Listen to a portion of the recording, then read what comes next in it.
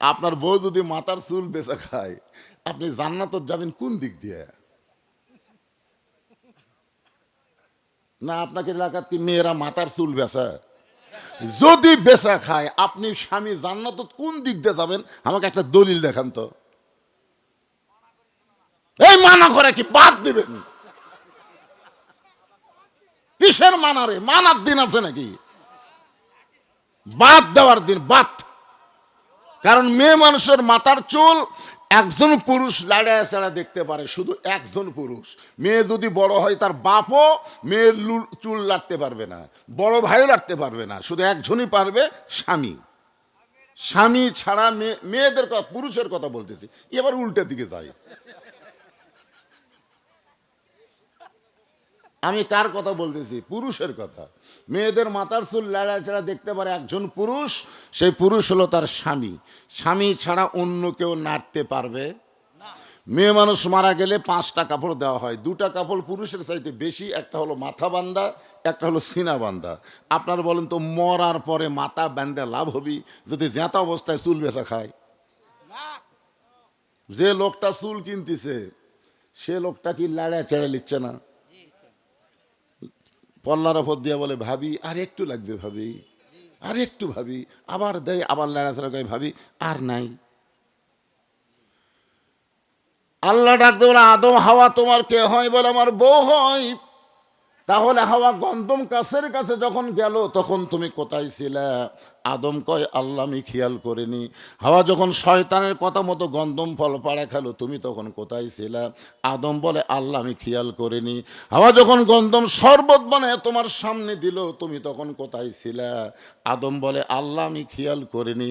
আল্লাহ রাগ করে বলে, আদম বিয়াল করবে কে? স্বামী তার বউয়ের দিকে খেয়াল যদি করো, তোমার বউ কোনোদিন স্টার জলসা দেখতে পারবে না। তুমি যদি বউয়ের প্রতি খেয়াল রাখো, তোমার বউ কোনোদিন ভারতের চ্যানেল দেখবে না। জোরে কোন ঠিক কিনা? যদি দেখে, একদিন বইয়ের কাছে চোখের পানি নিয়ে শুধু বলবেন, কিছুই বলা লাগবে না, খালি চোখের পানি নিয়ে বলবেন যে, তুমি যে ভারতের চ্যানেল দেখতেছ, এই ভারত আমাদের 400 বছরের পুরাতন বাবরি মসজিদ ভেঙ্গে ওই জায়গায় রাম মন্দির বানাচ্ছে।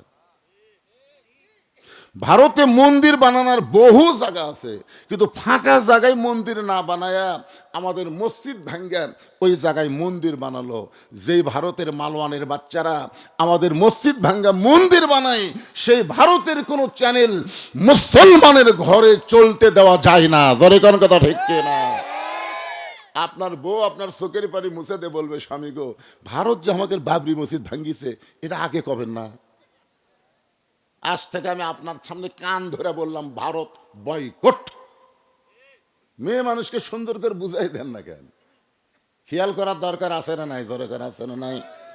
আদম বললেন, শুধুমাত্র একটা ভুলের অপরাধে, একটা ভুলের কারণে 350 বছর কেঁদে কেঁদে এক সময় চোখের পানি পড়ে যখন গালের গোস্ত পচে গেল, এক সময় আদম বলতেছেন বিরক্ত হয়ে, আল্লাহ আর কানতে পারি না, কানতে কানতে গালের গোস্ত পর্যন্ত খসে গেল, এরপরেও তওবা কবুল হবে না।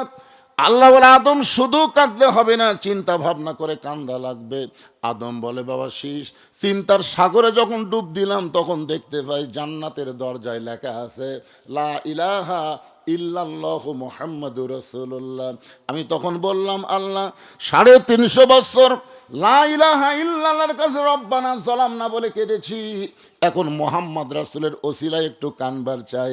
আল্লাহ বলে, কান্দিস না, ওই নামটা ওসিলা ধরার সঙ্গে সঙ্গে আমি আল্লাহ তোমাকে মাফ করে দিলাম। আদম বলে, বাবা শীষ, ওই নবীর উম্মতেরা আমাদের কথা লক্ষ্য করে বলতেছে, ওই নবীর উম্মতেরা সারা জীবন যদি পাপ করে, আর মাছির মাথার মতন সামান্য পানি যদি চোখের কোনায় বের করে বলে, আল্লাহ বিশ্ব নবীর উম্মত হওয়ার খাতিরে আমাকে মাফ করে দাও, সঙ্গে সঙ্গে আল্লাহ তাদের জীবনের গুনাহ মাফ করে দিবে। শীষ কান্দের বলে, আল্লাহ নবীর বেটা নবী না হইয়া, বেহেশতের হুরের স্বামী না হইয়া শেষ নবীর উম্মত যদি হতে পারতাম, তাহলে আমাদের জীবন ধন্য হয়ে যেত। আদম বলে, শিশরে, ওই নবীর উম্মত হওয়ার চাইলে হওয়া যায় না, ওই নবীর উম্মত হতে ভাগ্য লাগে। এখন বলেন তো আমাদের ভাগ্য কত ভালো। আছেন আমার মুক্তার, আছেন আমার ব্যারিস্টার, শেষ বিচারের হাইকোর্টেতে তিনি আমায় করবেন পার। আমি পাপী, তিনি জামিনদার। আল্লাহ যখন হাকিম হয়ে আমাদেরকে আসামি বানায় বিচার শুরু করবেন, ওই সময় আমাদের নবী উকিল হয়ে, ব্যারিস্টার হয়ে আমাদের পক্ষে আল্লাহর কাছে ওকালতি করে আমাদেরকে সুপারিশ করে জান্নাতে পৌঁছায় দিবেন। এমন একজন নবীর উম্মত হওয়াতে আপনারা খুশি না বেজার? তাহলে জবান খুলে বলি আলহামদুলিল্লাহ। এখন সেই নবী, আমরা যেই নবীর উম্মত, সেই নবী এই মাসে আল্লাহর আরশে গেছিলেন। আল্লাহ তাআলা তাকে নিয়ে গেছিলেন। আল্লাহ তাআলা তাকে নিয়ে যায় 5 ওয়াক্ত নামাজ দিছেন। জোরে কোন কয় ওয়াক্ত? 5 ওয়াক্ত। জুম্মার নামাজ কিন্তু আল্লাহ নবীকে আরশে দেয়নি। 5 ওয়াক্ত দিছে। কয় ওয়াক্ত? এই 5 ওয়াক্তের মধ্যে জুম্মা নাই। আজকে যেই নামাজ পড়ার জন্য আমরা পাগলা হয়ে যাই, জুমার দিনকে বলে আজকে নামাজের দিন হুজুর, আজকে নামাজের দিন হুজুর। প্রত্যেকটা মসজিদ দোতলা করতেছে। বাংলাদেশের এমন কোনো মসজিদ নাই যেটা দোতলা 3 তলা করতেছে 5 ওয়াক্তের জন্য। 5 ওয়াক্তের জন্য একটা মসজিদও দোতলা হয় না। যত মসজিদ দোতলা হচ্ছে খালি জুম্মার জন্য। জোরে কোন কথা ঠিক কিনা? খালি জুম্মা। আপনারা বলেন তো এই জুমার নামাজটা রাসূল কোথায় পাছে? আল্লাহ তাআলা জুমার নামাজ রাসূলকে মদিনাতে দিছে। কোথায় দিছে? মদিনা দিছে। আর 5 ওয়াক্ত নামাজ আল্লাহ রাসূলকে কোথায় দিলেন? আল্লাহর আরশে দিয়ে দিলেন। চিন্তা করেন, আল্লাহর কাছে নিয়ে যায় যে নামাজ দেওয়া সেই নামাজ, আর যেই নামাজ মদিনায় দেওয়া সেই নামাজ কি সমান? আজকে সেই 5 ওয়াক্ত বাদ দিয়ে খালি জুম্মা মারতেছেন। সবার শেষে আসা আগে যায়। হাইরে মুসল্লির সাইজ ভাই, আসবি শেষে যাবি আগে। ওরে মোশান্তি। ফেরেশতা কয় আল্লাহ যেই মুসল্লি জুমার দিনে সবার শেষে এসে আগে যায় এরা কি? আল্লাহ বলেন ফাওয়াইলুল লিল মুসাল্লিন, এরা মুসল্লি না, এরা হলো আমার সাথে নামাজ নিয়ে ঠাট্টাকারী, মস্করা করে। যে জুমার দিন আল্লাহ বলেছেন ইজা নুদিয়া লিস-সালাহ মিয়াউমিল জুমআ ফাসাউ ইলা যিকরিল্লাহ, জুমার আজান দেওয়ার সঙ্গে সঙ্গে দৌড়ে দৌড়ে মসজিদে আসা লাগবে। এই হুকুম কার? আর যখন খুতবা দিচ্ছে তখন শালা আসতেছে পুরাতন স্যান্ডেল পাওয়ার দিয়ে নতুনের কাছে থসে। যেই ইমাম সালাম ফিরেছে নতুন পাওয়ার দিয়ে চলে গেছে। ধরা পড়লি বদল হসে ভাই, বদল হসে ভাই। তুই যে যুক্তি আসর, এরা তোর সাইজ দেখলি বোঝা যায়। আজকে এখানে সূরা কাউসারকে নিয়ে আলোচনা হবে। এখানে 5 ওয়াক্ত নামাজের ওয়াজ শোনা লাগবে। 1 ওয়াক্ত নামাজ বাদ দিবেন দেন, 1 ওয়াক্ত বাদ দেন। রাসূল বলেছেন মান তারাকা সালাতু মুতাম্মিদান ফাকাত কাফারা, ইচ্ছা করে একটা ওয়াক্ত নামাজ যারা বাদ দিল আল্লাহর সঙ্গে তারা কুফরি করলো। এখন এশার নামাজ না পড়ে কারা কারা বসে আওয়াজ শুনতেছেন? এশার নাম না পড়ে হাত তুলবার কম না।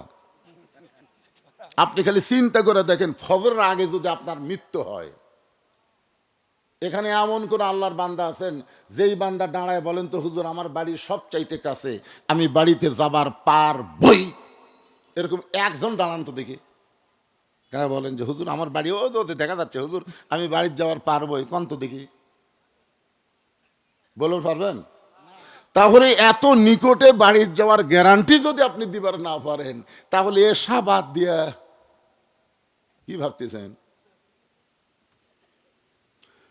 যদি এখন থেকে নিয়ত করেন ফজর থেকে বাকি জীবনে একটা ওয়াক্ত নামাজ বাদ দিব না, এই নিয়ত করার সঙ্গে সঙ্গে যত নামাজ না পড়ার পাপ হয়েছে আল্লাহ সব মাফ করে দিবে। এখন বলেন এই নিয়ত করা যায় কি যায় না? রে যুবকেরা, বিশ্বাস করো অন্য কোনো ইবাদত বুড়াকালে করলে আল্লাহ কবুল করতে পারে, কিন্তু নামাজের ইবাদত কিন্তু বুড়াকালে করলে হবে না। নামাজ হলো 7 বছর থেকে তালিম দাও আর 10 বছর থেকে জোর করে নামাজ ধরাও। আমার মতন বুড়া যখন আল্লাহর কাছে দাঁড়াবে, তখন আল্লাহ বলবে তোর বুড়া কালের নামাজের হিসাব চাই না, তোর শৈশবকালের কোনো হিসাব দেওয়া লাগবে না, খালি যৌবনের হিসাব দেওয়া জান্নাত যা। তা এখন বলেন তো কোন কালের হিসাব আল্লাহ নিবে? কথা কয় না রে, কথা কন না কেন? তো সেই যৌবন কালে যদি নামাজ না পড়েন, বুড়া কালে ধরে কাম হবে? আপনার বলেন তো সরকারি চাকরির একটা বয়স আছে না নাই? সব বয়সে সরকারি চাকরি করা যাবে? এখন যেটা আমার সব সার্টিফিকেট ফার্স্ট ক্লাস, আমি যাই বলি দেখেন সব ফার্স্ট ক্লাস, তখন অফিসার বলতেছে আপনার চোখের খবর কি? সার্টিফিকেট তো ফার্স্ট ক্লাস, চোখের খবর কি? কাছে কাছে দেখি, দূরে দেখতে পাই না। ও ঠিক আছে, আপনার কানের খবর কি? জোরে করলে শুনি, আস্তে করলে শুনি না। মাথার খবর কি? 8 ঘন্টা বসে থাকলে খাড়া হবে। তো সার্টিফিকেট ছুটকে দেবো তো, যা তো শরীরই চলে না, তোর সার্টিফিকেট দিয়ে কি হবে রে? তো এই জন্যে ভাইজান সরকারি চাকরি করতে গেলে যেরকম বয়সের দরকার, 5 ওয়াক্ত নামাজ জামাতে আদায় করতে গেলে এরকম বয়সের দরকার আছে না নাই? দরকার আছে না নাই? যেই যুবকের আজকের মাহফিল করতেছে বাজান, তোমরা কারা কারা ঈশান নামাজ না পড়ে আসো? রে কই হুজুর আমরা কোরআনের মাহফিল করি, নামাজ আর কথা নাই। আজকে যে আলোচনা হবে সূরা কাউসার, জোরে বলেন নাম কি? হাউজে কাউসারের এক পেয়ালা পানি যদি কারো দেহের মধ্যে যায়, ওই দেহকে আল্লাহ যদি জাহান্নামও দেয়, জাহান্নামকে আল্লাহ জান্নাত বানায় দিবে। এখন হাউজে কাউসারের পানি পান করতে গেলে তাকে মাত্র 2টা আমল করা লাগবে। 1 নম্বর আমল হলো ফাসাল্লিলি রব্বিকা, আর 2 নম্বর হলো ওয়ানহার। একটা হলো নামাজ আর একটা হলো কুরবানি। এই 2টা আমল যারা করবে তারাই পান করবে হাউজে কাউসারের পানি। 1 নম্বরের নাম কি? হুহা করা লাগবে ভাইজান। 1 নম্বরের নাম কি? এই নামাজটা আল্লাহ নবীকে দিলেন আরশে। 5 ওয়াক্ত নামাজ নিয়ে নবী যখন দুনিয়াতে ফেরত আসলেন, কাবার আঙ্গিনায় আল্লাহর নবী সর্বপ্রথম একা একা ফজরের 2 রাকাত ফরজ নামাজ আদায় করলেন। ফজরের 2 রাকাত ফরজ নামাজ আদায় করে সর্বপ্রথম নবীর সঙ্গে যার দেখা হলো তার নাম হলো আবু জেহেল। সর্বপ্রথম নামাজ পাওয়ার পরে নবী 2 রাকাত ফজরের নামাজ আদায় করে সর্বপ্রথম যার সাথে নবীর দেখা হলো তার নাম কি? আবু জেহেল। এই যে আমার এই ভাই হজ করছে, যারা হজ করছে তারা আশ্চর্য হয়ে যায় আবু জেহেলের বাড়ির কাছে গেলে। মানে আবু জেহেলের মতন ভাগ্যবান মানুষ কেউ নেই। আবু জেহেলের বাড়ির থেকে কাবা ঘর মাত্র 200 মিটার পশ্চিমে, আর 150 মিটার পশ্চিমে হলো নবীর বাড়ি। পশ্চিমে হচ্ছে লা ইলাহা ইল্লাল্লাহ, আর পূর্বে হচ্ছে মুহাম্মাদুর রাসূলুল্লাহ। মাঝখানে আবু জেহেল। এর মতন ভাগ্যবান কেউ আছে? খালি এরকম তাকালি কাবা, এরকম তাকালি মদিনা রাসূলের বাড়ি। হায় হায় রে, কি ভাগ্যবান, অথচ নামাজ পড়েনি। আপনাদের মসজিদের কাছে এরকম কারো বাড়ি আছে না নাই? যেরকম আছে না নাই? বাড়ির থেকে আকামত শোনা যায়, অথচ বেটা নামাজ পড়ে না। ওই তলে তলে আবু জেহেলের লোক, যেরকম কথা ঠিক কিনা ভাইজান? আল্লাহ নবী সর্বপ্রথম দেখা হলো কার সাথে? আবু জেহেলের সাথে। আবু জেহেল নবীর চেহারার দিকে তাকায় বলতেছে, বাজান সন্ধ্যার সময় দেখলাম তুমি সুন্দর, কিন্তু সকালবেলা দেখতেছি তুমি অতীব সুন্দর। আবু জেহেল নবীর প্রশংসা করতেছে যে সন্ধ্যার সময় তোমাকে দেখলাম বাবা তুমি সুন্দর, কিন্তু সকালবেলা দেখতেছি তুমি এত সুন্দর। আপনার বলেন তো আমাদের নবী দেখতে কেমন? 400 গ্রহ তারা, তারি নূরের ইশারা, নইলে যে অন্ধকারে ডুবিত এই ধরনী। সবাই বলেন নবী মোর পরশমণি, নবী মোর সোনার খনি, নবী নাম ভাবে যে জন সেই তো দোজা হানের ধ্বনি। আল্লাহু আকবার। কোন ক্ষুধার্ত ব্যক্তি নবীর চেহারার দিকে তাকালে তার ক্ষুধা তৃষ্ণা আল্লাহ দূর করে দেয়। আবু জেহেলের মতন কাঠটা কাফের পর্যন্ত নবীর তারিফ করতেছে যে সন্ধ্যার সময় দেখলাম তুমি সুন্দর, আর সকালবেলা দেখি তুমি অতীব সুন্দর। এই সকালবেলা এত সুন্দর হওয়ার পিছনে তোমার কারণ কি? তুমি রাতের বেলা তোমার চেহারার মধ্যে কিছু মালিশ করছো নাকি? অনেকে কিন্তু মনে করে চেহারায় কিছু মালিশ করলে চেহারা সুন্দর হয়। আসলে আল্লাহ বলেছেন, লাকাদ খালাকনাল ইনসানা ফি আহসানি তাকবীম। অবশ্যই মানুষের অবয়ব চেহারাকে আমি আল্লাহ সুন্দর করে সৃষ্টি করেছি, বলেন সুবহানাল্লাহ। এই চেহারা যদি আপনারা সুন্দর করতে চান তাহলে কোন সুনু ব্যবহার করবেন? কোনটা? মানে প্রথম 2007 সালে আমার একটা ওয়াজ বার হয়েছিল সিডিতে, তোমার হুঁশ নাই, শোনেন আপনার ওয়াজ। এই দিকে 4টে লাইট, হেডলাইট, এই দিকে 4টে, মাঝখানে 4টে, মানে লাইটের আলোতে বুঝলেন আমার তাপ লাগতেছে। আমি ভিডিও ম্যানকে বললাম, কে রে ভাই এত লাইট দিছেন? তখন এক ভিডিও ম্যান বলতেছে, হুজুর এত লাইট দেও তো আপনাকে আলো করা যাচ্ছে না, আপনি এতই কালো। মানে আমি এতই কালো, লাইট দেও ফর্সা করা যাচ্ছে না।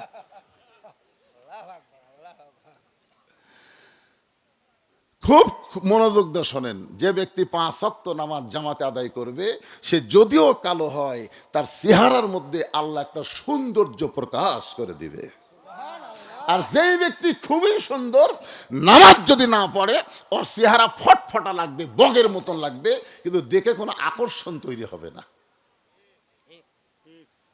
আল্লাহ নবী বললেন, চাচা রাতের বেলা আমি কোনো কিছুই মালিশ করি নাই, তবে আপনি শুনলে আশ্চর্য হবেন, আজকে রাতের বেলা কাবার পাশে আমি ঘুমিয়েছিলাম, ফেরেশতা জিবরাইল আমাকে ঘুম থেকে চেতন করে জমজমের কোপের পানি দিয়ে অজু করানোর পরে আমাকে বোরাকের পিঠে করে বাইতুল মুকাদ্দাসে নিয়ে গেল।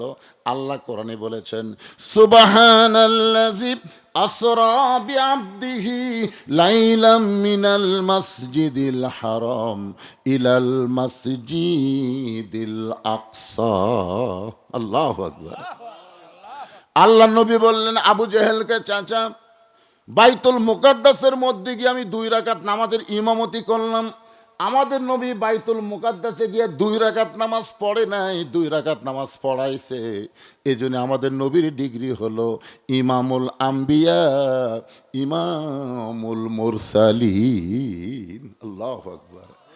আল্লাহ নবী বললেন, চাচা বাইতুল মুকাদ্দাসে 2 রাকাত নামাজ পড়ানোর পরে 7 আসমান পাড়ি দিয়ে আল্লাহর আরশে গেলাম, আল্লাহর জান্নাত দেখলাম, জাহান্নাম দেখলাম। আল্লাহ পাক আমাকে 5 ওয়াক্ত নামাজ দিল। সে 5 ওয়াক্ত নামাজ রাতে ফেরত এসে সকালবেলা ফজর পড়ে আপনার সঙ্গে আমার দেখা হলো। আমার মনে হয় এই কারণেই আল্লাহর সঙ্গে মেরাজ করার কারণে আমার চেহারাটা আপনাকে অতিরিক্ত সুন্দর লাগতেছে। আপনারা সুবহানাল্লাহ বলেন, আবু জেহেল সুবহানাল্লাহ। এই কথা শোনার পর আবু জেহেল বললেন, পাগল, আগে মনে করতাম তুমি আধা পাগল, কিন্তু আজকে বলতেছি তুমি পুরা পাগল। তুমি যে কইলা বাইতুল মুকাদ্দাসের মধ্যে গিয়ে আমি 2 রাকাত নামাজ পড়াইছি, আমি জীবনে 2 বার বাইতুল মুকাদ্দাসে গেছি, যেখানে যাইতে লাগে 30 দিন, আসতে লাগে 30 দিন।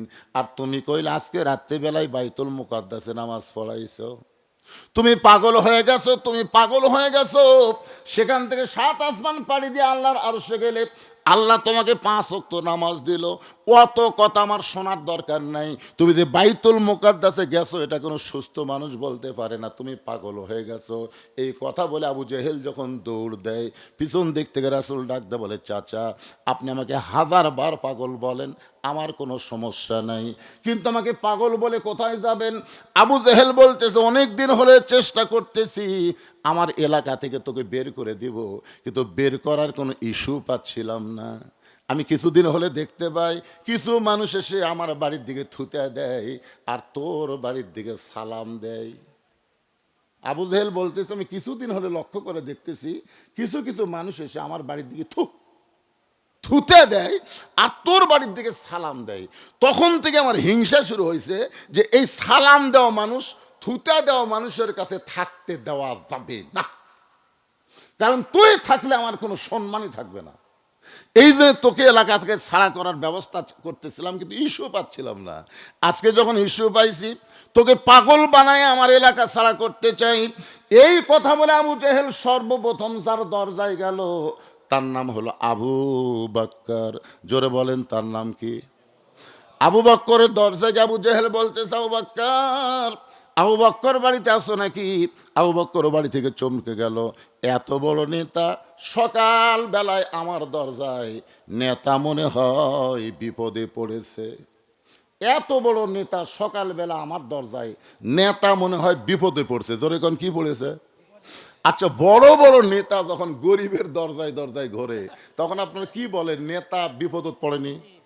5 বছর পর পর দেখবেন কিছু কিছু নেতা এই বসন্তর কুকিল হয়ে এলাকাতে আসবে ভাই। রাস্তার ফকির দেখে ড্রাইভারকে বলে, গাড়ি থামা।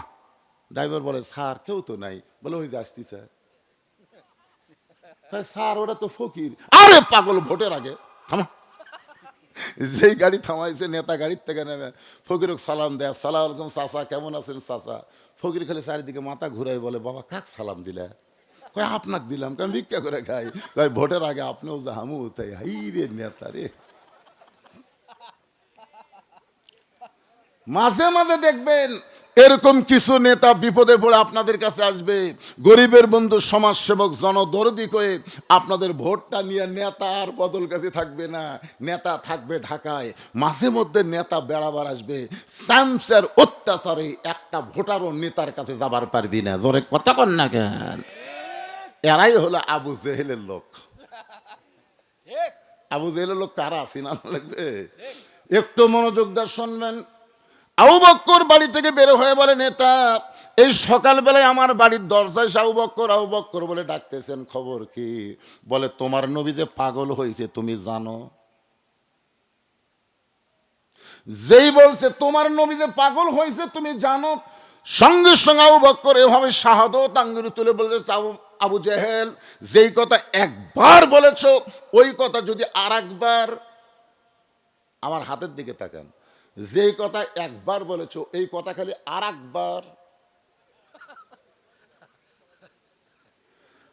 আবু জেহেল 3 ধাপ পিছনে গেছে। কেরে সবচাইতে নরম মানুষ। আল্লাহ নবী বলেছেন, আমার সাহাবীদের মধ্যে সবচাইতে নরম মানুষ হলো আবু বকর। আর সেই মানুষটা বলতেছে, একবার বলেছো আর একবার যদি বলো। আবু জেহেল 3 ধাপ পিছনে গিয়ে বলে, আবু বকর, এত গরম হওয়ার পিছনে কারণ কি? আবু বকর বলে, আবু জেহেল, আল্লাহ নবীর বিরুদ্ধে কথা শুনে কোনো মুসলমান যদি নরম থাকে, সে আর মুসলমান থাকে না, সে মুনাফিক হয়ে যায়। আমরা যারা এখানে বসে আছি, আল্লাহ নবীর বিরুদ্ধে কেউ কথা বললে তাকে ছাড়বো? এ কথা কন, তাকে ছাড়বো? কিন্তু আমাদের বাংলাদেশে খালি নবীর বিরুদ্ধে না, আল্লাহর বিরুদ্ধে কথা বলতেছে। এক বাউল কছে আল্লাহর নাকি আগা মাথা নেই। এভাবে কয়নি রে পাগলা, আরো খারাপ কছে। আমি ভদ্র ভাষায় বলতেছি, আল্লাহর আগা মাথা নেই, এটা ভদ্র ভাষায় বলতেছি। ওই শালা যা কছে এটা কোরআনের মাহফিল বলাই যাবি না। এরপরও এখনো জীবিত আছে। বাংলাদেশের সুশীল সমাজ আবুল সরকারের পক্ষ নিছে, এমনকি বিএনপির মহাসচিব পর্যন্ত আবুল সরকারের পক্ষে কথা বলে। চিন্তা করছেন? যেই দলের নেতারা এরকম নাস্তিকের পক্ষে কথা বলে, আর যাই হোক, এই দল মুসলমানের দল হতে পারে না। কথা কন না কেন? কথা কন না কেন?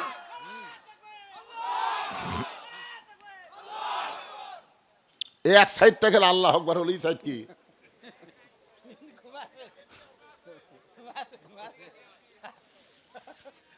শোনেন, মুসলমানের দল, আল্লাহ রাসূলের ব্যাপারে কোনো আমাদের বিভেদ নাই। জোরে কোন কথা, ঠিক কথা কন না কেন? কলেমার মধ্যে আমাদের কোনো দলাদলি নাই, আমরা সবাই এক। এ কোরআনের ব্যাপারে আমাদের কোনো দলাদলি নাই, কোনো ছাড় দেওয়া যাবে না। দল আগে না, আমার ইমান আগে। ইমান ঠিক রাখতে হবে, দল পরে। তকবির সবাইকে দেওয়া লাগবে। তকবির দিলে আল্লাহ খুশি হয়, শয়তান বেজার হয়। তার যারা তকবির দিচ্ছেন না, শয়তান খুবই খুশি হবে, তো আমার দলের লোকরে। ঠিক আছে, ঠিক আছে, ঠিক আছে। তা আপনারা তকবির কি দিবেন সবাই? জনগণ বুঝুক, বক্তা একলা নাই। বারে প্রথম আসার পরে যা দেখলাম, বুঝছেন, মাহফিলের সাইজ আমার কলজাই চলে গেছিল। কি অজবি আজকে। তো এখন মোটামুটি খুব ভালো লাগতেছে, আলহামদুলিল্লাহ। একটু গলা খাঁকারে দেন। লিল্লাহে তাকবীর। আল কোরআনের আলো সংসদে জালো, দুনিয়ার মুসলমান লিল্লাহে তাকবীর। আবু বকর বলতেছে, আবু জেহেল, আল্লাহ নবীর বিরুদ্ধে কথা শোনার পরে কোনো মুসলমান যদি নরম থাকে, সে আর মুসলমান থাকে না, সে মুনাফিক হয়ে যায়। আবু বকর বলে, আবু জেহেল, আমার নবীরে পাগল বলার পিছনে তোমার কারণ কি? আবু জেহেল বলতেছে, তাহলে শোনো, তোমার নবী আমারে কইল আজকে রাত্রেবেলায় নাকি কাবার পাশে ঘুমিয়েছিল, ফেরেশতা জিবরাইল নাকি তাকে চেতন করার পরে জমজমের কোপের পানি দিয়ে অজু করায়া একটা বোরাকের পিঠে করে বাইতুল মুকাদ্দাসে নিয়ে গেছে। সেখান থেকে 7 আসমান পাড়ি দিয়ে আল্লাহর আরশে গেল। আল্লাহ নাকি 5 ওয়াক্ত নামাজ দিল। যেই বাইতুল মুকাদ্দাসে যাইতে লাগে 30 দিন আর আসতে লাগে 30 দিন। আর তোমার নবী কইল আজকে রাত্রেবেলায় বাইতুল মুকাদ্দাসে নামাজ পড়ে আবার নাকি মক্কা ফেরত আসলো। এখন বলো তো, এই গাঁজাখড়ি গল্প কি বিশ্বাস করা যায়? আবু বকর মুসকে হাসিদা বলে, আবু জেহেল, এই কথা যদি আল্লাহর নবী বলে থাকে তাহলে এক বিন্দু মিথ্যা বলে নাই। কি বিশ্বাস? এই কথা যদি আল্লাহর নবী বলে থাকে তাহলে এক বিন্দু মিথ্যা বলেনি। আবু জেহেল কয়, আমার সকালটাই মাটি রে, কার কাছে কি খবর দিলাম? আমাকে এসে বলতেছে আজ থেকে 3 বছর আগে, হুজুর আপনি কি জানেন সাইদে হুজুরের ফাঁসি হবে? মানে আমার কাছে বলতেছে, মানে আমাকে একটু চেতানোর জন্য, বুঝলেন? আমি খুশি হয়ে বললাম, ভাই এত সুন্দর একটা সুসংবাদ দিলে, চলো চা খাই। ওই চমকে উঠছে, এটা সুসংবাদ হলো? আমি চা স্টলে নিয়ে যা বললাম, ভাই 3 কাপ দুধ চা দাও। বলে মানুষ 2 জন 3 কাপ কেন? আমার 1 কাপ আর 2 কাপ। ওর সামনে 2 কাপ চা দিছে। বলে হুজুর আমার 2 কাপ দিলেন কেন? বলে এত সুন্দর সংবাদ দিলে। ও যখন চা চুমুক মারতেছে, আমি তখন ওর কাছে গিয়ে বললাম, সাইদে হুজুরের ফাঁসি হবে এই খবর তুমি আমাকে দিলে, আর আমি তোমাকে খবর দিচ্ছি তোমার মৃত্যু হবে। যেই বলছি তোমার মৃত্যু হবে, চমকে উঠছে। চমকে উঠলে কেন ভাই? ফাঁসির তারিখ আছে রে, মরার কোনো তারিখ নাই। সাইদে হুজুরের ফাঁসি হবে, তাও একটা তারিখ আছে। তোর যে মৃত্যু হবে তার কোনো তারিখ নাই। ফাঁসির আসামি ফাঁসির দড়ি গলায় নেওয়ার সময় কলেমা তাইবা, কলেমা শাহাদত, তৌবা তাসির করা, তারপরে ফাঁসি কার্যকর হবে। আর তুই যে মরবু, কলমা কর গ্যারান্টি আছে? তখন কয়, না ভাই তা তো নাই। এখন বল কোনটা ভালো? ওই তখন বলতেছে এদিক দিয়ে তো ফাঁসি ভালো। ওই গেলাম, আর একটা চা খেয়ে বাড়ি যা। আমি যেই বার হয়েছি তখন ওই বলতেছে, কার কাছে কি খবর দিলাম রে? কাম হলো না। আমি গেলাম, পাগলা, তোদের কাছে রেডিওর খবর, পেপারের খবর, টিভির খবর, আর আমাদের কাছে আল্লাহর কোরআনের খবর। জোরে কোন কথা ঠিক কি না? যেই খবরের মধ্যে কোনো সন্দেহ নাই, সেই খবরের মধ্যে আল্লাহ বলেছেন, ওয়ালা তাকুলু লিমান ইউকতালু ফি সাবিলিল্লাহি আমওয়াতুন বাল আহয়াউ ওয়ালাকিন লা তাশউরুন।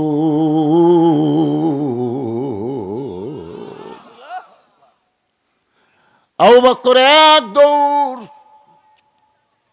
আবু জেহেল তাকায় দেখে আবু বকর মারছে দৌড়। এক দৌড়ে নবীর কাছে এসে দেখে নবী কাবার সঙ্গে হেলান দিয়া 2 চোখ দিয়ে দর দর করে পানি পড়তেছে। নবীর চোখ দিয়ে পানি পড়া দেখে আবু বকর নবীর কপালে একটা চুমা দিলেন, নবীর গালে চুমা দিলেন, মাথার পাগড়ি দিয়ে নবীর চোখের পানি মুছে বললেন, ইয়া রাসূলুল্লাহ, এত বড় সুসংবাদ আপনার জন্যে। হুজুর, আজকে রাত্রেবেলা আপনি নাকি আল্লাহর আরশে গেছিলেন, আল্লাহ আপনাকে 5 ওয়াক্ত নামাজ দিয়েছে। এত বড় খুশির খবরে আপনি কেন কাঁদতেছেন হুজুর? আপনি কেন কাঁদেন? হুজুর আপনি জানেন এই বছর হলো আপনার সবচাইতে কষ্টের বছর। যেই বছরে আপনার চাচা আবু তালেব মারা গেল, যেই বছর আপনার দরদের বিবি খাদিজা মারা গেল, যেই বছর আপনি তাইফের ময়দানে গিয়ে রক্তাক্ত হলেন, আপনাকে সেই বছরে আল্লাহ আরশে নিয়ে গেল। আরশে নিয়ে গিয়ে আল্লাহ আপনাকে 5 ওয়াক্ত নামাজ দিল। রাসূল বলে, আবু বকর ব্যাপার, এই খবর তোমাকে কে দিল বাবা, এই খবর তোমাকে কে দিল? আবু বকর বল, সকালবেলা আবু জেহেল এই খবর আমারে দিল। নবী বলে, আবু বকর এই খবর কি তোমার বিশ্বাস হয়? আবু বকর নবীকে বুকের মধ্যে নিয়ে কপালে চুমা দিয়ে বলেন, সাদ্দাকতা ইয়া রাসূলুল্লাহ, এক বিন্দু মিথ্যা নয়।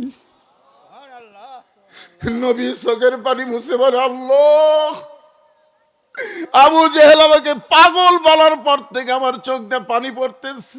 মনে করেছিলাম আমার মেরাজের কথা কেউ বিশ্বাস করবে না, কিন্তু আবু বকর সাদ্দাকতা বলার সঙ্গে সঙ্গে আমার সব কষ্ট দূর হয়ে গেছে, আমার আর কোনো কষ্ট নাই। আল্লাহ বলে, হাবিব রে, যে আবু বকর সাদ্দাকতা বলে আপনার কষ্ট দূর করে দিল, আমি সে আবু বকরকে আজ থেকে সিদ্দিক ডিগ্রি দিয়া দিলাম। চারিদিক থেকে নবীর সাহাবীরা আসলেন। সমস্ত সাহাবীরা এসে নবীকে ঘিরে ধরে বললেন, ইয়া রাসূলুল্লাহ, হুজুর আমরা শুনলাম আপনি নাকি আল্লাহর আরশে গেছিলেন, আল্লাহ নাকি আপনাকে 5 ওয়াক্ত নামাজ দিয়েছে। ওগো আল্লাহর নবী, আল্লাহ আরশ থেকে আপনাকে 5 ওয়াক্ত নামাজ দিয়েছে, এই নামাজ সম্পর্কে আমরা জানতে চাই। ইন্না আতাইনাকাল কাউসার ফাসাল্লি লিরাব্বিকা ওয়ানহার ইন্না শানিআকা হুয়াল আবতার।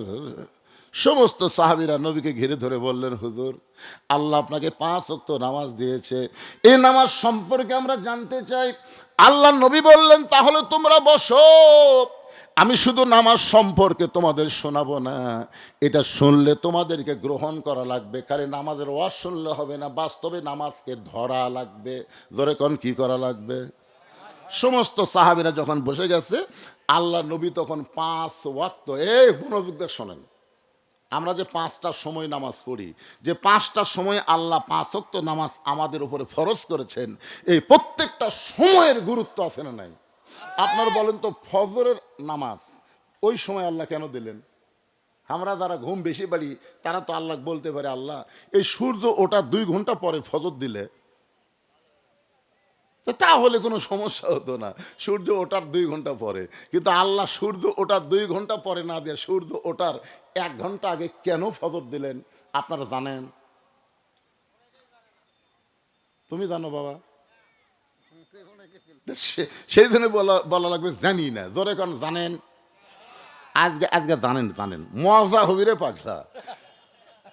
এক জায়গায় আমি ওয়াজ করতে বলেছিলাম, ভাই বাংলাদেশের মুসলমান অধিকাংশই মুনাফিক। যেই বলছি সভাপতি সাহেব আমার উপর সেই খেপা, হুজুর বাংলাদেশের মুনাফিক কেমনে হলো, মুসলমান মুনাফিক কেমনে হলো, দলিল দেন। আমি কইলাম, বারে সভাপতি এত খেপে গেল। তো সভাপতিকে আমি বললাম, সভাপতি সাহেব আপনাদের মসজিদে জুমার দিনে কত মুসল্লি হয়? সভাপতি বলতেছে, তা তো 100-200 হবেই। আমি বললাম, আপনাদের মসজিদে ফজরে কতটুকু মুসল্লি হয়? সভাপতি বলতেছে, হুজুর আমি তো, মানে ওই শালাও ফজর পড়ে না। যখন বলতেছে আমি তো, তার মানে কি ওই জুমার দিনে 200 হয় সেটা জানে, কিন্তু ফজরে কতজন হয় সেটা কর পারতেছে না। তখন আমি বললাম, ভাই যে মসজিদের মাহফিল মসজিদ সাহেব আছেন সাইড থেকে, বলে হুজুর আমি মসজিদ, তাহলে আপনি বলেন তো ফজরে মুসল্লি কত হয়? বলে 4-5 জনের ওপর হয় না। আমি বললাম, আল্লাহ রাসূল বলেছেন যে মুসলমান দাবি করার পরেও যারা ফজরের নামাজ জামাতে পড়বে না তারাই হলো মুনাফিক। এখন বলেন 200 জনের মধ্যে 5 জন ফজর পড়ে, 195 জন কি? তোর সভাপতি বলতেছে, হুজুর আমি তাহলে বাড়ি যাইও লাভ নাই, থাকেও লাভ নাই। 5 ওয়াক্ত নামাজের মধ্যে সবচাইতে গুরুত্বপূর্ণ নামাজ হলো ফজরের নামাজ। জোরে বলেন কোন নামাজ? কথা কন না কেন ভাইজান? এই ছেলেরা তোরকে কি ঘোরনি ব্যারাম হচ্ছে কেন?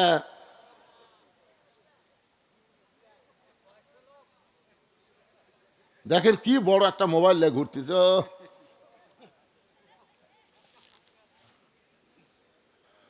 ভাইজান বসেন, রজব চাঁদ মেরাজের মাস, বসেন একটু মনোযোগ দিয়ে শোনেন ভাই। সূর্য পশ্চিম দিকে হেলে যাওয়ার সঙ্গে সঙ্গে আল্লাহ যোহরের 4 রাকাত নামাজ কেন ফরজ করলেন? ওই সময় ফরজ করার কারণ কি আপনারা কি জানেন? সূর্যের পাওয়ার যখন কমে গেল, মিশে মায়াই বন্দি থাইকা করলাম কত খেলা, পশ্চিমে তাইকা দেখো তোমার ডুইবা গেছে বেলা। সূর্যের পাওয়ার যখন কমে যায় ওই সময় আসরের 4 রাকাত ফরজ নামাজ আল্লাহ কেন দিলেন?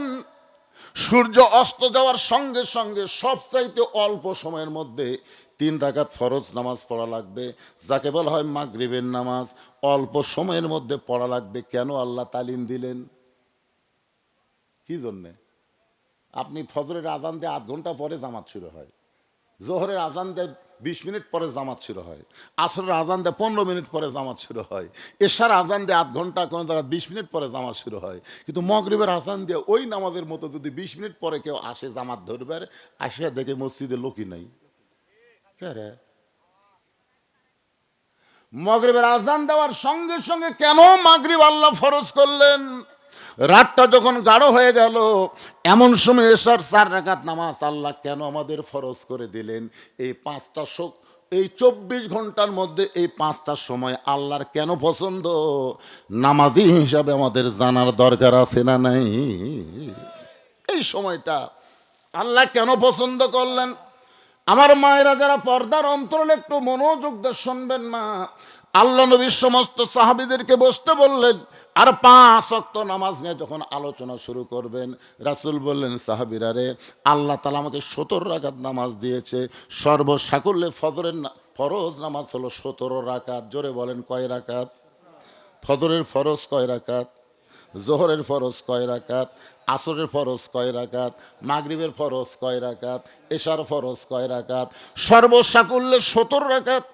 হযরত ওমর ফারুক দাঁড়িয়ে বললেন, ইয়া রাসূলুল্লাহ, আল্লাহ ইচ্ছা করলে প্রত্যেক ওয়াক্ত 2 রাকাত করে ফরজ দিবার পারতেন, আল্লাহ ইচ্ছা করলে প্রত্যেক ওয়াক্ত 3 রাকাত করে ফরজ দিবার পারতেন, আল্লাহ ইচ্ছা করলে প্রত্যেক ওয়াক্ত 4 রাকাত করে ফরজ দিবার পারতেন, কিন্তু আল্লাহ 4ও দিলেন না প্রত্যেক ওয়াক্ত 3ও দিলেন না, আবার 2ও দিলেন না।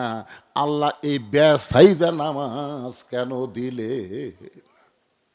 আল্লাহ ইচ্ছা করলে ফজর কয় রাকাত? তো 5 ওয়াক্ত, 5 দোকানে 10 রাকাত। আল্লাহ ইচ্ছা করলে মাগরিব কয় রাকাত? তাহলে 3 5 15 রাকাত। আল্লাহ ইচ্ছা করলে আসর 4 রাকাত, তাহলে 5 ওয়াক্ত 4 5 20 রাকাত। আল্লাহ 20ও দিলেন না, 15ও দিলেন না, 10ও দিলেন না, আল্লাহ বেসাইজে 17 রাকাত কেন দিলেন? আল্লাহ রাসূল বলেন, ওমর তুমি মারাত্মক প্রশ্ন করছে। সুবহানাল্লাহ। আল্লাহ রাসূল যখন মদিনার প্রেসিডেন্ট ছিলেন ওই সময় আল্লাহ রাসূল হযরত উমরকে তার মেধার জন্য আইন মন্ত্রীর দায়িত্ব দিয়েছিলেন। ধরে কোন সুবহানাল্লাহ।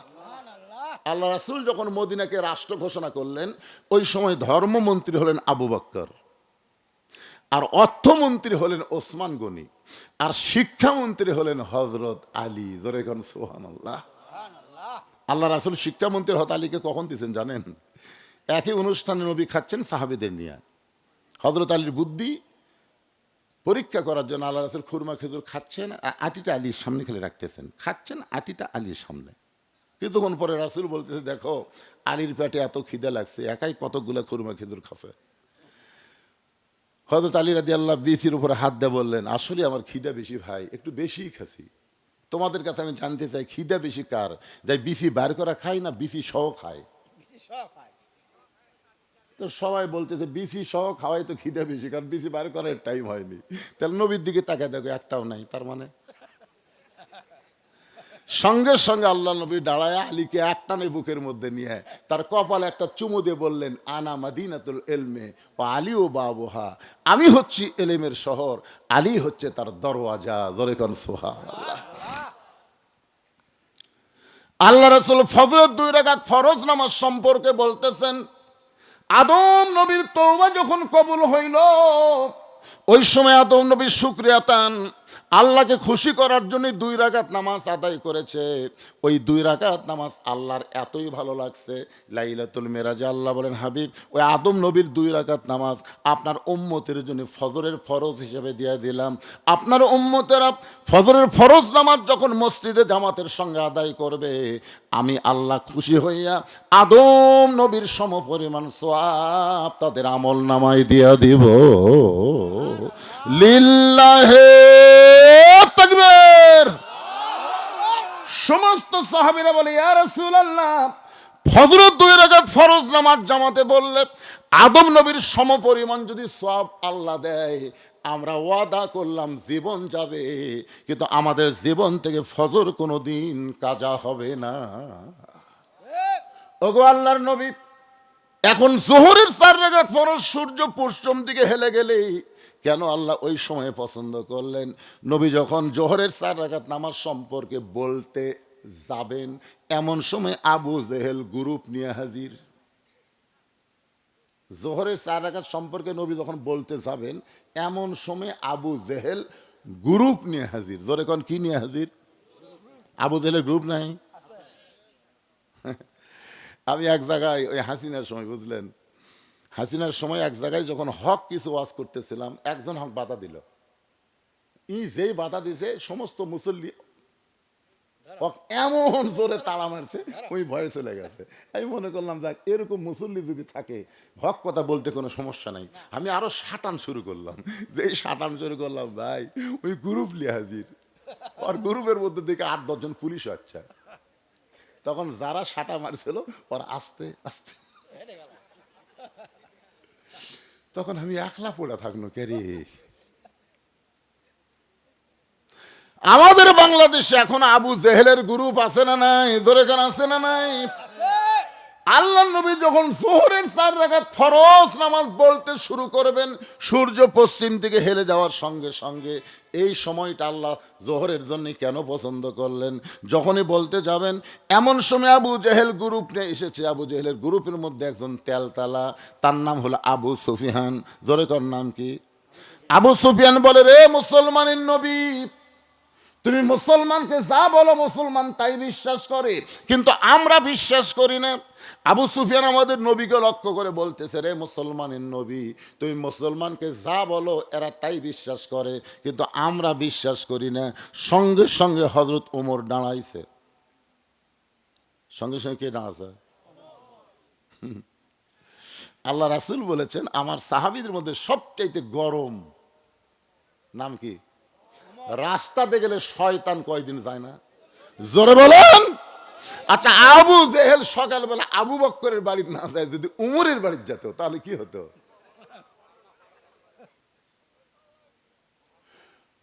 হযরত ওমর দাঁড়িয়ে বলতেছে, রে কাফেরের বাচ্চারা, এই নবী আমাদেরকে নামাজ সম্পর্কে ওয়াজ করতেছে, জোহর নামাজ শুরু করেছে, এখন নবী বলবে এই সময় তোদেরকে কে আসতে বলছে? ওমর ফারুক যখন গরম হয়ে এরকম তাড়া দিচ্ছে, রাসূল যদি বলে, ওমর সকালবেলা আবু জেহেল আমাকে পাগল বলে গেছে, এখন গ্রুপ নিয়ে হচ্ছে ধর, যদি এই ধর বলতো, আপনার বলুন তো এক শয়তান বাঁচত? দেখেন আমাদের নবী কেমনে আমাদের নেতা হলো। নবী কেন বিশ্ব নেতা? সঙ্গে সঙ্গে নবী বললেন, এসলেস ইয়া ওমর, ওমর তুমি বসো। এখান থেকে বোঝা গেল ইসলামী আন্দোলনের নেতারা কোনোদিন কর্মীদের উস্কে দেয় না।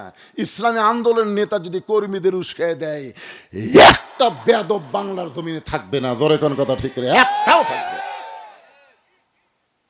কিন্তু উস্কে দেয় না তো, যদি লাগাও তো হাসিনার এই সেলা সোমবার রেখে থাকতো। এই হাসিনা যে 5ই আগস্ট পর আছে, ওর পিছনে ইসলামী আন্দোলনের কর্মীরা আছে না নাই? জোরে কোন আছে না নাই? এখন সব প্রকাশ পাচ্ছে, তলে তলে কারা কাম করছে। আল্লাহ নবী ওমরকে বসাই দিলেন। নবী 2 হাত তুলে বললেন, ও মক্কার সম্ভ্রান্ত ব্যক্তিরা, আমি নামাজ সম্পর্কে কথা বলতেছি, আপনারা আসেন সামনে বসেন, আমার সাহাবীরা পিছনে যাবে। নবী বললেন, তোমরা পিছনে যাও, ওই নেতাদেরকে সামনে বসতে দাও। ইসলামে কত সম্মান, ধরে কন সুবহানাল্লাহ।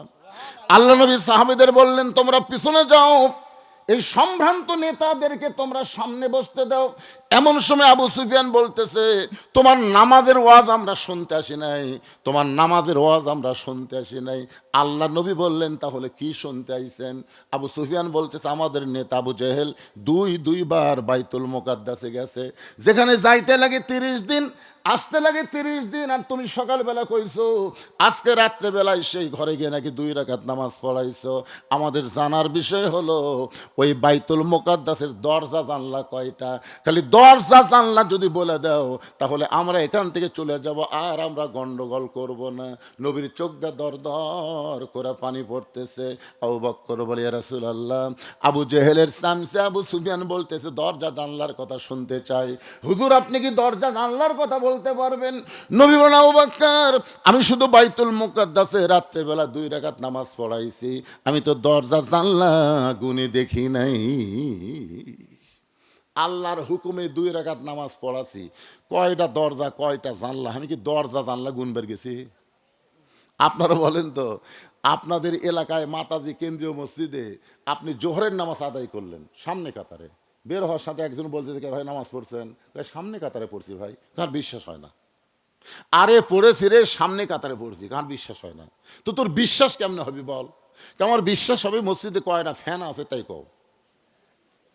মসজিদের ভিতরে কয়টা ফ্যান আছে কবার পারলে আমার বিশ্বাস হবে। আপনারা বলেন তো, কোনো মুসল্লি ফ্যান গনার জন্য যায়? এইরকম অবান্তর প্রশ্ন তো করলে ধরা খাওয়া লাগবেই। এখন আল্লাহ নবী তো দরজা জানলা গুনে দেখে নাই। আবু সুফিয়ান বলতেছে দরজা জানলার কথা বললি আমরা চলে যাব, কোনো গন্ডগোল করব না। আবু বকর বলে, রাসূলুল্লাহ, যদি দরজা জানলার হিসাব দিবার না পারেন তাহলে আবু জেহেল গ্রুপ নিয়ে আইসা আপনাকে অপমান করার জন্য। হুজুর আপনাকে চরম অপমান তারা করবে। এমন সময় ফেরেশতা জিবরাইল আল্লাহর কোরআন এসে বলতেছেন, তো ইজ্জু মান তাশা ওয়া তুযিল্লু মান তাশা বিয়াদিকাল খায়র ইন্নাকা আলা কুল্লি শাইইন কাদির। সম্মান দেওয়ার মালিককে, অপমান করার মালিককে, ভালো মন্দর মালিককে, সমস্ত ক্ষমতার মালিককে। আরো জোরে। তাহলে চারশালে যে গল্প হচ্ছে, কি গল্প? আমাদের 5 মিনিট চারশালে গল্প হচ্ছে আওয়ামী লীগ ক্ষমতা ছিল, বিএনপি ক্ষমতা আসতেছে। আমি বললাম নাউজুবিল্লাহ নাউজুবিল্লাহ নাউজুবিল্লাহ। তখন 3-4 জন আমার সাথে, হুজুর আপনার বিশ্বাস হয় না? বিশ্বাস হয় না আপনার? না। তো বিশ্বাস হয় না কেন? আমি বললাম আওয়ামী লীগ ক্ষমতায় ছিল না, বিএনপিও ক্ষমতা আসতেছে না, সব সময় তিনি ক্ষমতায়, তিনি হলেন আমার আল্লাহ। কোন দল কোনোদিন ক্ষমতা থাকে না, সবসময় ক্ষমতা থাকে কে? আরো জোরে কর না কেন? ইমানের দাবিতে বলেন কে থাকে? আল্লাহ কাউকে ক্ষমতা দেয় পরীক্ষা করার জন্য। যা তোকে দিলাম, হাসিনা 9 সাল থেকে ক্ষমতা আল্লাহ দিয়েছিল, যা। কিন্তু ক্ষমতার চেয়ার পায় নামবো না, নামবো না কয় এমন বসা বসলো। এরপরে 14 সালে না কয় সালে দেখলেন নির্বাচনই হলো না, 154 জায়গা বিনা প্রতিদ্বন্দ্বিতা এমপি হলো। তারপরে 18 সালে আবার দিনের ভোট রাতত করলো, আবার 24 সালে ড্যামি নির্বাচন দিল। ফেরেশতা কয় আল্লাহ যে বসা বসলো ই তো আর নামে না। আল্লাহ কয় ক্ষমতার অন্যারে, ক্ষমতা আমার, আমি নামামো। এখন 5 তলা বিল্ডিং এর উপরে 1.5 লাখ টাকার খাটে 12,000 টাকার কম্বল গাওয়ার দেয়, ওরে তামানি দিয়ে 9টার সময় বলতেছে আমার বাড়ি আমার ঘর, আমাক নামাইকে। এই কথা কয়ে ঘুমাচ্ছে। ফেরেশতা বলতেছে আল্লাহ ই যে ঘুমের দোয়াও পড়লো না, আল্লাহুম্মা বিইসমিকা আমুতু আহি, এই দোয়া না পড়ে বলতেছে আমার বাড়ি আমার ঘর, আমাক নামাইকে। এক নামানোর কেউ নাই। আল্লাহ বলতেছে দেখা যাক। রাত 3টার সময় একটা ভূমিকম্প দিছে। ধরে এখন কি কম্প? খালি বিল্ডিং একটু কাঁপে উঠছে, যাই কষে হামাক নামাইকে, ওই এত ফোর্সে নামছে, কম্বলের মধ্যে লুঙ্গি খোলা আছে, ওটাও পরার টাইম পায়নি। ফেরেশতা বলে আল্লাহ নামাইলা নামাইলা, তাই বলে ন্যাংটা করে নামালা। আল্লাহ কয় হাসিনা তুই নামবো না, তো 24 সালের 5 আগস্টে ন্যাংটা করে নামানো হবে। জোরে কোন কথা ঠিক? যারা বলতেছে অমুক দল ক্ষমতাতে আসতেছে, তোমরাও তৈরি থাকো ভাই। ক্ষমতার মালিক কোনো দল না, ক্ষমতার মালিককে আল্লাহ। ক্ষমতা দিবার পরে আল্লাহ ধরে না, ধরে না, ধরলে কিন্তু। এই জন্য সবাই বিশ্বাস করে জবান খুলে বলবেন সমস্ত ক্ষমতার মালিককে। ফেরেশতা জিবরাইল বলে ইয়া রাসূলুল্লাহ, হুজুর আপনার ডিগ্রি হলো রাফায়না লাকা যিকরাক, আল্লাহ আপনাকে সবার উপরে সম্মান দিয়ে আরশে নিয়ে গেছে, আর আবু জেহেলের গ্রুপ আপনাকে অপমান করবার চাই, পারবে না। আমি জিব্রাইল গোটা বাইতুল মুকাদ্দাস আমার হাতের উপর করে আপনার সামনে ধরব, আমার হাতের উপরে বাইতুল মুকাদ্দাস ঘোরাতে থাকবো, আপনি দরজা জানলা গুনে গুনে উত্তর দিয়ে দিবেন। ফেরেশতা জিব্রাইল গোটা বাইতুল মুকাদ্দাস আল্লাহ নবীর সামনে হাজির করে ঘুরানো শুরু করলো। নবী গুনে গুনে দরজা জানলার হিসাব যখন দেয়, আবু জেহেল বলতেছে চলো যাই। আবু সুফিয়ান বলে নেতা যাওয়ার তো কথা নাই, অপমান করার কথা। তখন বলতেছে খামাখা গন্ডগোল করে লাভ কি, চল। এই কথা বলা মাত্র সমস্ত সামসারে যখন চলে যায়, আবু সুফিয়ানের একটাই কথা, এই চলো যাই বুঝলাম না, অপমান করার জন্য আমরা আসলাম, যেখানে যাইতে 30 দিন লাগে, আসতে 30 দিন লাগে, আর দরজা জানলার যে হিসাব দিল। নেতা বলতে চলো যাই, ব্যাপার কি? পিছনে পিছনে যায় আর বলে চলো যাই মানে কি? আবু জেহেল বলে ঘরের মধ্যে চল। দরজা জানলা বন্ধ করে আবু জেহেলের চোখ দিয়ে দর দর করে পানি পড়তেছে। আবু সুফিয়ান বলে নেতা কান্দেন কেন? আবু জেহেল বলতেছে কান্দার কারণ হলো ওই আল্লাহর শপথ করে বলতেছি, আব্দুল্লাহর এতিম পোলা আল্লাহর নবী। আবু জেহেলের দুই চোখ দিয়ে দর দর করে পানি পড়তেছে, চোখের পানি নিয়ে বলতেছে আল্লাহর শপথ করে বলতেছি, আব্দুলের এতিম পোলা হলো আল্লাহর নবী। আবু সুফিয়ান বলতেছে তাহলে দরজা জানলা বন্ধ না করা, বাইরে গিয়ে আমরা মিছিল করি, বাইরে গিয়ে আমরা মিছিল করি, আব্দুলের এতিম পোলা আল্লাহর নবী।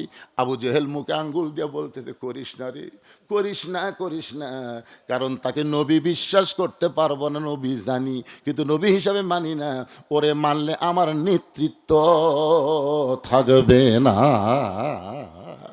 আজও বাংলাদেশের সব দলের মুসলমান জানে কোরআন কার কিতাব। এ জোরে বলেন কোরআন কার কিতাব? আওয়ামী লীগের নেতা মরলে ওই নেতার জান্নাতের জন্য হুজুররা কোরআন খতম দেয়, জোরে গান দেয় কি দেয় না? নেতা মরিছে, নেতার বেটা মাদ্রাসাত গেছে, 3 মাদ্রাসাত, বড় নেতা তো 3 মাদ্রাসাত। হুজুরের মহতামিমকে কি বলতে, হুজুর আমার বাপ মরছে, আপনার গ্রুপ খেলে আসেন। আর এক মাদ্রাসাত বলতেছে আপনার গ্রুপ খেলে আসেন, আর এক মাদ্রাসাত আপনার গ্রুপ খেলে আসেন। কতগুলো হুজুর হসে বুঝলেন, যাই বলে আই রে, সেই দিকে যাই রে, বুঝা শোনা নাই রে। এখন যেই শালা বাঁচা থাকতে এই কোরআনের একটা হক কথা বলবার দেয়নি, উই মরে গেছে। আর ওরই রুহের মাগফিরাতের জন্য 3 মাদ্রাসার হুজুর 9 খতম কোরআন পড়ছে, 9 খতম কোরআন পড়ে বড় হুজুর 2 হাত ধরে দোয়া করতেছে, আল্লাহ এই মাসুম বাচ্চাদেরকে নিয়ে কবিতরের মতন ব্যাঁকা ব্যাঁকা 3 খতম কোরআন, 9 খতম কোরআন দিছে, আল্লাহ এর যা সব হয় নেতাক দেও। ফেরেশতারা বলতেছে আল্লাহ কি হবে? আল্লাহ বলতেছে এই হুজুরা জানি না কোরআন কোনো মরা মানুষের কিতাব না রে পাগলা, কোরআন হলো জীবিত মানুষের হেদায়েত। জোরে কোন কথা ঠিক কিনা? বাঁচতে যেই বাটা কোরআন মানে না, মরার পরে এই কোরআন দিয়ে তার 1 তিল পরিমাণ উপকার হবে না। কোরআন আল্লাহর কিতাব সবাই বিশ্বাস করে, কিন্তু কোরআন মোতাবেক চলার কথা বললি তোর কলজা চুলকানি হয় কা, চুলকানি হয় কা? হ্যাঁ, কি রাগ করতেছেন?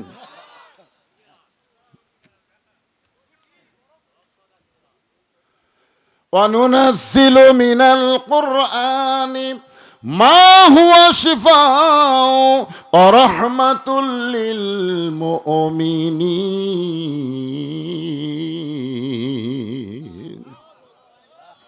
এই ছেলেরা, এই জোহরের 4 রাকাতের কথা এখন শুরু করব। তোমরা কিন্তু নিয়ত করছো ফজর থেকে ধরবা, ফজর কিন্তু শেষ করে দিছি। আজকে 5 ওয়াক্ত নামাজের ওয়াজ হবি, তাতে রাত যদি 12টা বাজে অসুবিধা আছে? এখন আমার মায়েরা চিন্তা করতে যে হুজুর আমাদের কি ওয়াজ? আমার মায়েরা যদি 5 ওয়াক্ত নামাজ পড়ে, বছরে যদি 6 মাস রোজা রাখে, কিন্তু স্বামীর কথা ঠিক মতো শোনে না, পর্দার মধ্যে থাকে না, মাথার চুল বেঁচা খায়, ওই মেয়েদের একটা ইবাদত আল্লাহর দরবারে কবুল হবে না। আমার মায়েদের ইবাদত কবুল করতে গেলে 1 নম্বর যেই জিনিসটা লাগবে তার নাম হলো পর্দা। জোরে বলেন তার নাম কি? এই কারণে আল্লাহ কোরআনে বললেন অকরনা ফি বুয়ুতিকুন্না ওয়ালা তাবাররাজনা তাবাররুজাল জাহিলিয়াতিল উলা। আমার মায়েরা শোনেন, এই পর্দার মধ্যেই আপনাদের থাকতে হবে মা। পর্দার মধ্যে যখন আপনার ঢুকে যাবেন, আল্লাহ তাআলা খাতুনে জান্নাত ফাতেমার সঙ্গে আপনাদেরকে জান্নাত দিয়া দিবে। কারণ ফাতেমা হবে জান্নাতি নারীদের নেত্রী। ফাতেমা যেই সমস্ত মেয়েদেরকে সিগনেচার করবে তারাই জান্নাতি হবে। আর ফাতেমা তাদেরকে সিগনেচার করবে যারা নামাজ যদি কমও পড়ে, রোজাও যদি কম করে, স্বামীর খেদমত যদি একটু একটু কমও করে, কিন্তু পর্দার মধ্যে যদি পুরাপুরি থাকতে পারে, ওই মেয়েটা ফাতেমার সঙ্গে আল্লাহর জান্নাতি হবে। আমার কথা কি খেয়াল করলেন? আপনারা বলেন তো, এখানে অনেক আলেম ওলামা যারা আছেন, ফাতেমার থেকে একটা হাদিস বর্ণিত হয়েছে? হয়নি। ফাতেমা একটা হাদিস, নবীর মেয়ে হয়ে 10টা হাদিস যে বলবে যে আমার বাপ এই কইছে, এ কথাটাও কয়নি। ফাতেমা কিন্তু হজও করেনি। মা আয়েশা কিন্তু হজ করছে, কিন্তু ফাতেমা করেনি। ফাতেমা তো নবীকে বলতে পারতো, বাবা আমার মা আয়েশা হজত যাচ্ছে, আমিও যাবো। এ কথা বলতে পারেনি, কারণ ফাতেমাকে একবার বলা হয়েছিল হজ, কয় না, হজের চাইতে পর্দায় গুরুত্ব, হজের চাইতে পর্দায় গুরুত্ব। কারণ যারা হজ করার যায় বউলিয়া, বিশ্বাস করেন, যারা বউলিয়া হজ করার যায়, ওরা হজ করে আইসা আমার এলাকার এক হাজি সাহেব কান ধরে বসে আছে। আমি বললাম কি হচ্ছে ভাই? কয় হুজুর আপনি বলে দিবেন বউলিয়া কেউ যেন হজত না যায়। বিশ্বাস করেন, বউ খুঁজতে খুঁজতে আমি আল্লাহ খোঁজাই বাদ দিছি। ওটি আল্লাহ আল্লাহ না করে বউ, এ আমার বউ, এ আমার বউ, এ তাওয়াফ করবার যে বউ আমার হাত ধরে আল্লাহর ঘর তাওয়াফ করতে করতে ভিড়ের ছোটা হাত দিচ্ছে। আমি আর পিছন দিকে আসছি, সবাইকে না ভাই তাওয়াফ সামনের দিকে তাহলে মিয়া তাওয়াফ করছো, বউ পিছন দিকে গেছে, আমি সামনে, আমি আল্লাহর তাওয়াফ বাদ দিয়ে আমার বউয়ের জন্য আমার পিছন আছি। হুজুর ওই শয়তান পাথর মারবার দিয়ে ভিড়ের মধ্যে আমার বউ গেল, হেরা আমি কুটি শয়তান পাথর মারবো, বউ বউ জিকির করতে আমার দিন শেষ। মেয়ে মানুষের জন্য, মেয়ে মানুষের জন্য সহজে হজ ফরজ না, যেইটা মা ফাতিমা প্রমাণ করে দিছে। জোরে কর না সুবহানাল্লাহ। মা আয়েশাকে রাসূল বলেছে আমি তোমার দায়িত্ব নেব না। তখন আব্দুর রহমান বলে, ইয়া রাসূলুল্লাহ, যদি আপনি দায়িত্ব না নেন, আমি যদি আমার বোন আয়েশার দায়িত্ব নেই তাহলে কি হবে না? রাসূল বললেন মুহররম ব্যক্তি দায়িত্ব নিলে হবে। কিন্তু মসজিদে আয়েশা যেখানে আছে, হাজী সাহেব দেখছে, মসজিদে আয়েশা, ওখানে মা আয়েশার মাসিক ব্যারাম শুরু হলো। কি ব্যারাম? মেয়েদের একটা ব্যারাম আছে না নাই? হজরত যাচ্ছে কিন্তু ওই জায়গার যে মাসিক ব্যারাম শুরু। আয়েশা হাওদার মধ্যে থেকে বলতেছে, আব্দুর রহমান ভাই আমার তো কাম সারা। বলে কি হয়েছে? কই ওই ব্যারাম শুরু হচ্ছে। ওই ব্যারাম শুরু হলে নামাজ পড়া যাবে না, রোজা করা যাবে না, কোরআন শরীফ ধরা যাবে না, কিচ্ছু করা যাবে না, তাওয়াফ করা যাবে। তখন আব্দুর রহমান বলে কয়দিন লাগবে রে? তাই কয় আমার তো 5-7 দিন লাগেই। এই জন্যই তো, এই জন্যই তো, এই জন্যই নবী তোর দায়িত্ব লাইনি। এখন আমার তো পড়া দিবার যা আমারও গেল। হাসতেছেন ভাই, হাসতেছে। আমার মায়েরা শোনেন, হযরত আলী এক সময় বলেছিলেন, ফাতেমা রে আমি তোমাকে নিয়ে হজে যাওয়ার চাই। ফাতেমা বললেন, স্বামী গো আপনিও গরিব আমিও গরিব, আমার হজের দরকার নাই। এক সময় শুয়ে থেকে হযরত আলী ফাতেমার কপালে আল্লাহর ঘর তাওয়াফ করতে গিয়ে তোমার মন চায় না?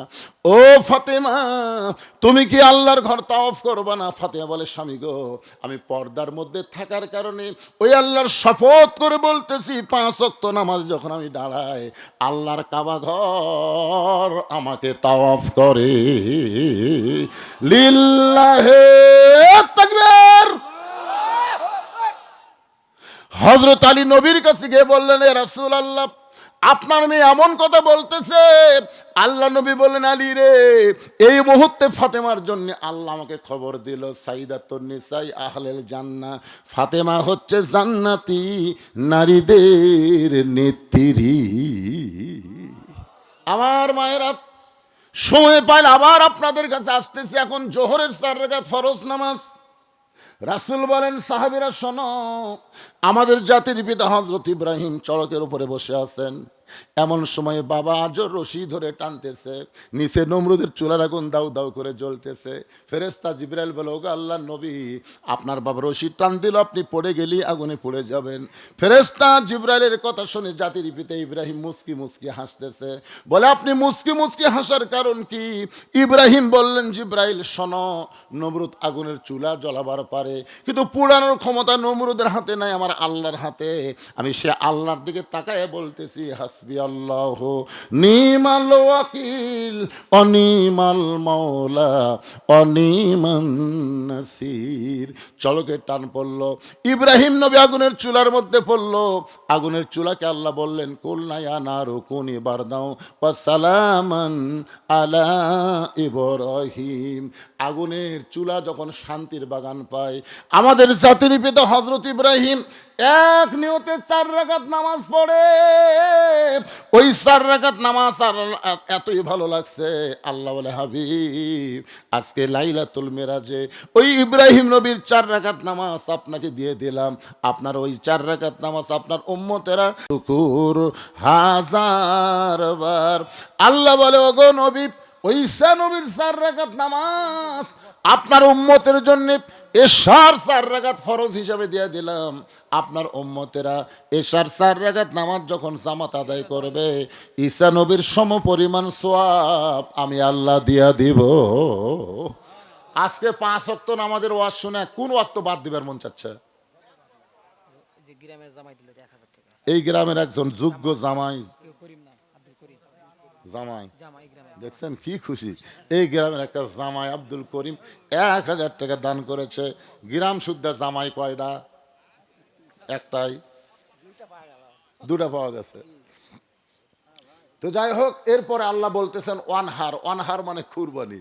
আপনারা বলেন তো, এই শীতের দিনে ফজরের নামাজ জামাতে আদায় করা কিন্তু বিশাল কুরবানি। জোরে কোন কথা ঠিক কিনা?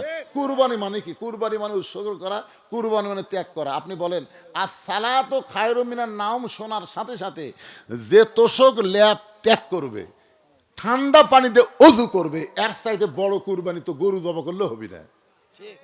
কথা কন না কেন ভাইরে? এই সময়, এই ঠান্ডার সময় আপনি কি মনে করছেন? আর সালাতু খায়রুম মিনান নাওম শোনার সাথে সাথে ল্যাপ তোষককে ফেলে দিয়ে ঠান্ডা পানিতে অজু করে মসজিদে যখন যায়, ফেরেশতা বলে, আল্লাহ, তোমার বান্দা এত ঠান্ডার মধ্যে গরম উষুম বাদ দিয়ে তোমার ঘরে নামাজ পড়বার যায়। আল্লাহ বলতেছে, আজকে যদি বদর যুদ্ধ হতো, এরা বদের যুদ্ধের সৈনিক হয়ে যেত। ধরে কর সুবহানাল্লাহ। এই জন্য নামাজ আর কুরবানি, এই দুইটার বিনিময়ে আল্লাহ পান করাবে হাউজে কাউসারের পানি। এই পানি পান করে কেউ যদি জাহান্নামেও যায়, আল্লাহ জাহান্নামকেও তার জন্য জান্নাত বানাই দিবে। এই পানিটা থাকবে আমাদের নবীর হাতে। জোরে বলেন, কার নবী?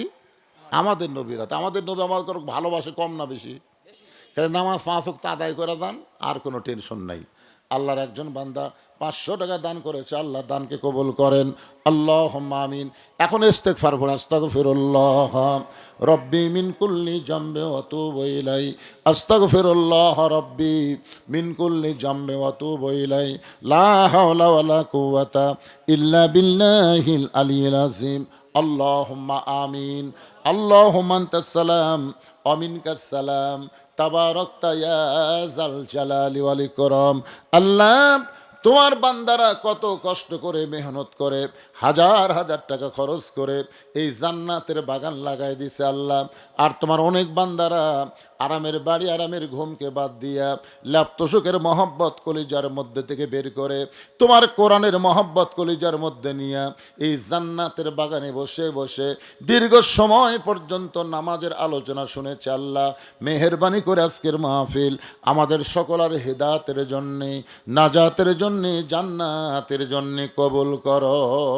এই মাহফিলের শুরু থেকে শেষ পর্যন্ত যত আলোচনা হয়েছে আল্লাহ, এর মধ্যে যদি ত্রুটি হয়, এর মধ্যে যদি ভুল হয়, মাফ করে দাও।